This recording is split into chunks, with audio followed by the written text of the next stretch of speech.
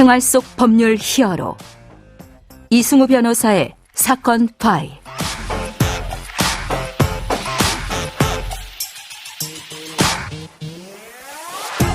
안녕하세요. 사건 파일 이승우 변호사입니다. 각종 사건 사고에서 여러분을 구해드리겠습니다.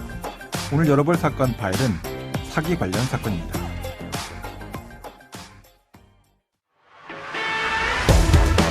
영화 기생충과 영웅 등 유명 작품에 투자했던 투자회사 대표가 구속됐습니다. 투자금을 빼돌린 혐의인데 피해 금액이 1,000억 원이 넘습니다. I am 신뢰예요 라는 한 개인의 표현이 우리가 살고 있는 시대를 강타하고 있습니다. 자, 우리 사회에는 왜 이렇게 신용, 신뢰와 관련된 문제가 많이 발생하는 것일까요? 사기와 관련된 사건들이 정말 끊이지 않고 그 규모도 점점 정말 커지고 있습니다. 투자와 관련된 사기 사안에 대해서 범법인 법승의 경제범죄 전문 변호사인 김나기 변호사와 알아보도록 하겠습니다. 안녕하세요, 변호사님. 네, 안녕하세요. 김나기 변호사입니다. 네. 자, 영화 기생충의 투자사가 폰지 사기에 연루됐다. 이런 보도가 나왔습니다. 예. 아카데미에서 4관왕을 차지하는 등 세계적으로 그 가치를 인정받은 기생충이라는 영화의 명성은 아마 모두가 익히 알고 있을 것입니다. 그럼요. 예. 최근에 기생충이라는 명작에 투자를 하였던 투자사가 이 기생충에 투자한 점을 내세워서 1,000억 원가량을 투자금 명목으로 편취를 해서 네. 유사수신 행위 규제에 관한 법률 위반, 특경 사기로 구속된 사건이 발생하여 소개하도록 하겠습니다. 자, 이제 피해 금액이 전체가 한 1,000억 원 정도 된다. 이렇게 말씀하셨습니다. 네. 사건 관련돼서 어떻게 투자를 받았고 그게 왜 유사수신 문제가 됐고 특경 사기로까지 비화가 됐는지 사건 내용을 좀 설명해 주시죠. 예. A씨는 과거에 투자 자문사 대표직을 역임하면서 네. 실제 기생충이라는 영화에 투자한 적이 있었습니다. 네네. 그리고 약 2년 전인 2021년에는 부동산 관련 회사를 인수를 해서 네. 경영을 했습니다. 이 A씨는 기생충에 투자한 이력을 내세우고 비상장사에 투자하여 연 30%의 수익 약정을 보장하면서 이제 투자를 받아왔습니다. 네네. 투자자를 데려오면은 수수료를 주는 소위 다단계 방식으로 투자금을 늘렸습니다. 네. 여기서 한 피해자는 100억 원 이상을 투자하기도 했고요. 예. 피해자 중에서는 유명 연예인, 기업 대표가 실제로 있다고 합니다. 예. 사실상 다른 투자자의 투자금을 수익으로 포장해서 돌려막기 형식의 폰지 사기 수법을 활용해서 A씨는 약 47명으로부터 1,000억 원 정도를 투자를 받아서 모두 빼돌렸습니다. 예, 예. 이런 위와 같은 혐의들은 경찰이 금융정보분석원 FIU로부터 예. 이 경영 컨설팅 업체와 A씨의 계좌에서 대규모 자금이 오간 사실을 통보받고 네네. 그리고 이제 다수의 피해자들로부터 고소장이 접수되면서 올해 중반부터 수사에 착수했고 예. 최근에 A씨는 구속이 됐고 예. 관련 직원들도 불구속 재판을 받을 예정에 있습니다. 예.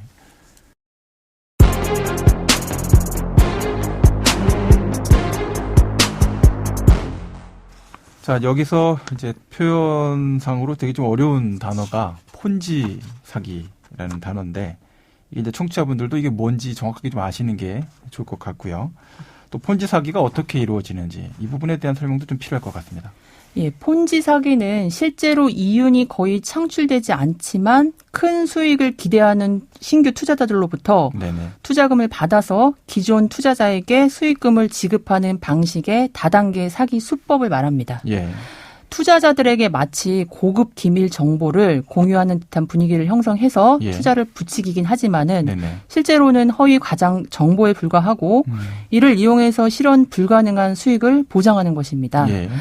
투자를 한 이후에 일정 기간은 수익금이 어느 정도 보장이 되긴 하지만 네. 이 지급한 수익금을 다시 투자로 유인해서 결국에는 고스란히 피해금으로 남는 것입니다. 네네.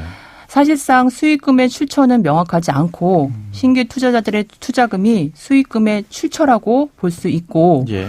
유입되는 자금이 지급할 액수에 부족할 수밖에 없기 때문에 예. 무너지는 구조에 있습니다. 네네. 결국에는 마지막 투자자들에게 손해가 전가되는 셈입니다. 계속 그러니까 돈이 돌아다니기는 하는데 예, 들어온 돈 가지고 계속 다 분배해주고 수익금 주고 그렇죠. 하면서 말도 안 되는 그런 수익금을 계속 분배해주면서 그렇죠. 더 많은 사람을 끌어들이는 그렇습니다. 더 많은 사람이 투자하게 되면은 계속 굴러갈 수 있는 그렇죠. 그런 구조를 말씀하시는 건데 자 유사수시는 또 어떤 문제인가요? 예.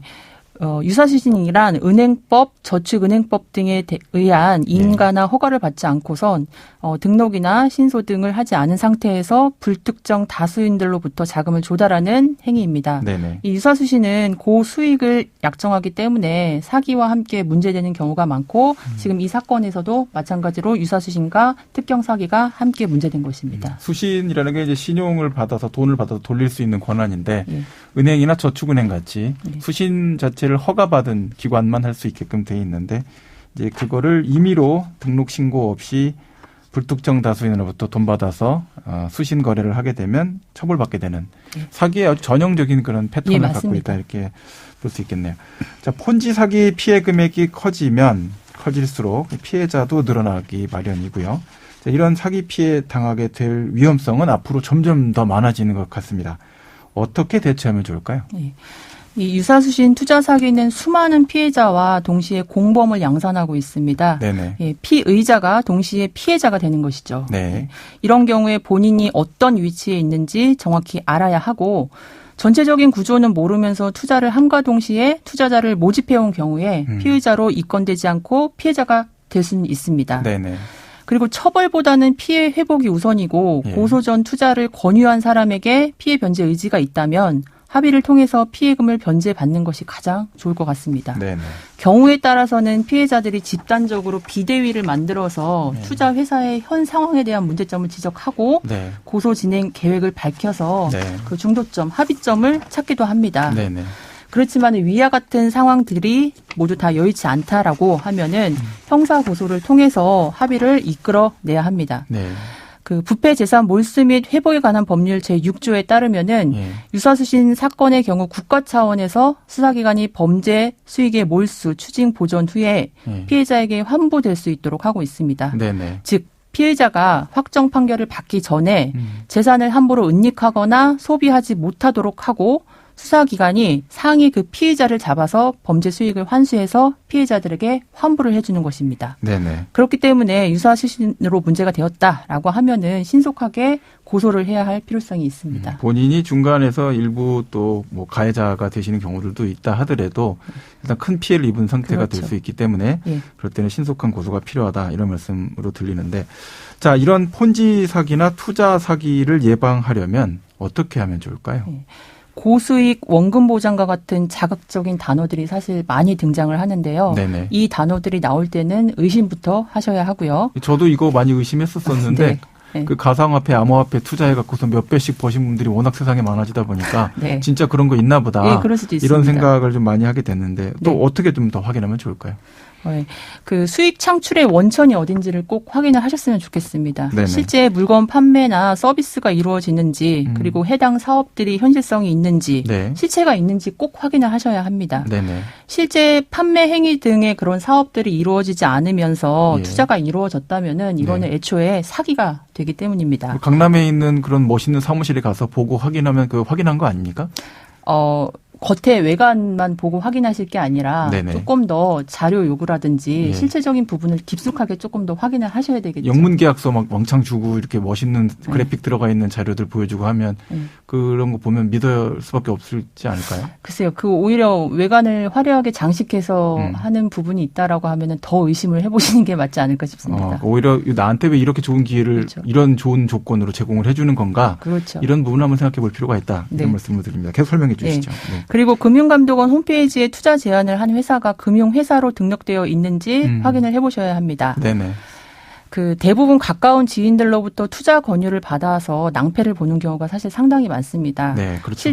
실제 가까운 지인이 얼마를 투자를 해서 얼마의 수익을 얻었다라고 네. 하면은 네. 나도 큰 돈을 벌어야겠다라는 욕심에 자세한 뭐 설명도 듣지 않고선 예. 그 지인을 믿고선 투자를 감행하는 것입니다. 네네네.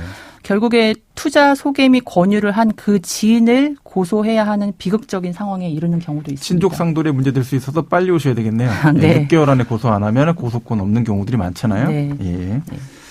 지금까지 김나기 변호사와 함께했습니다. 오늘 말씀 고맙습니다. 감사합니다. 생활 속 법률 히어로 이승우 변호사였습니다. 내일도 사건에서 여러분들을 구해드릴 사건 파일 함께 알겠습니다.